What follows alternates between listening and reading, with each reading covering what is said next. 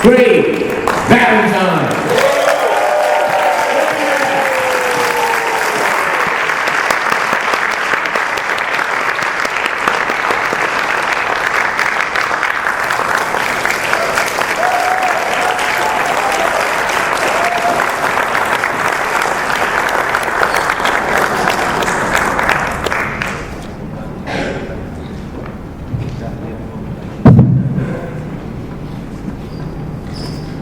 Raise your hand if you've seen me speak before or this is your first time.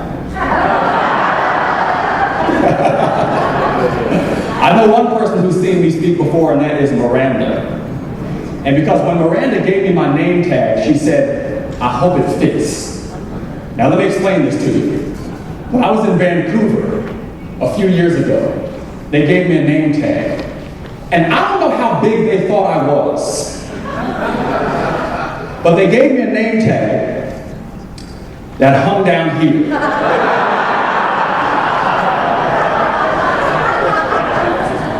Now, I don't care how confident of an individual you thought you were.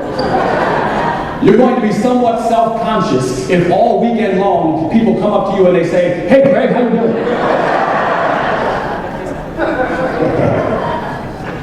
I'm so happy to be in Bali, and let me tell you something. You know when I realized I was happy to be here? When I went through customs. Because normally, raise your hand if you flew in here. You know, with a plane.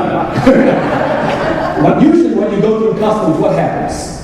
Everybody's really stiff. And they say things like, "How long will you be in our country? And what do you plan to do here? Where will you be staying? And more importantly, when will you be leaving?" That didn't happen when I walked through the Bali airport. I get to customs, the guy looks at me, he looks at my passport, he looks back at me, and he says one thing. "Are you sure you're not Obama?"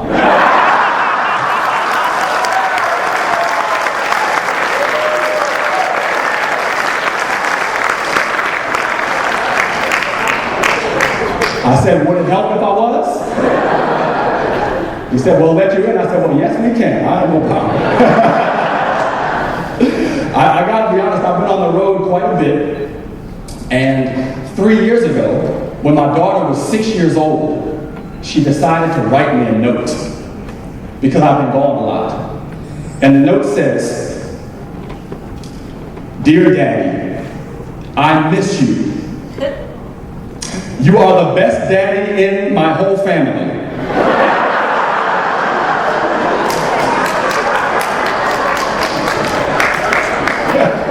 Now, I gotta be honest, up until I got that note, I thought I was the only daddy in the whole family. Maybe I should stay off the road and make sure no more daddies are coming through. But that's just part of being the world champion. Listen.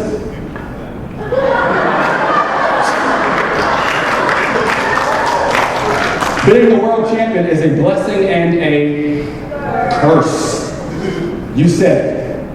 If you had been walking towards me in the Chicago airport 2 days after I won the world championship, you would have seen my wife on one side of me and me carrying this gigantic crystal trophy. Just walking through the Chicago airport. And of course, everybody's looking at me. And they're saying, "Wow, who is that?" I even thought I heard a few of them say, "Is that Denzel Washington?" But this is when I realized my life would never be the same.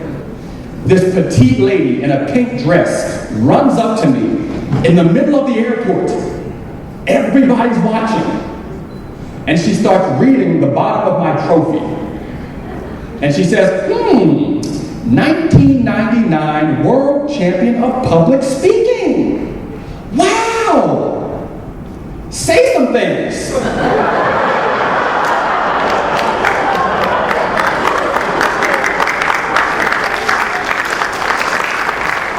And I was speechless. But that's when I realized no matter where I go in life, people are going to say, "Would you mind saying some things?" So I came to a fundamental understanding about my life. I I can no longer get ready to speak. I have to stay ready to speak. My new motto, and it should be yours too, is don't get ready, stay ready. Because then you can take advantage of all the opportunities that exist. Now later this afternoon, you'll see how to stay ready as a speaker. But right now, let's look at how to stay ready as an individual who wants to have remarkable results in business and in life. Raise your hand if that's you. Would you like to have remarkable results in business and in life? Yes.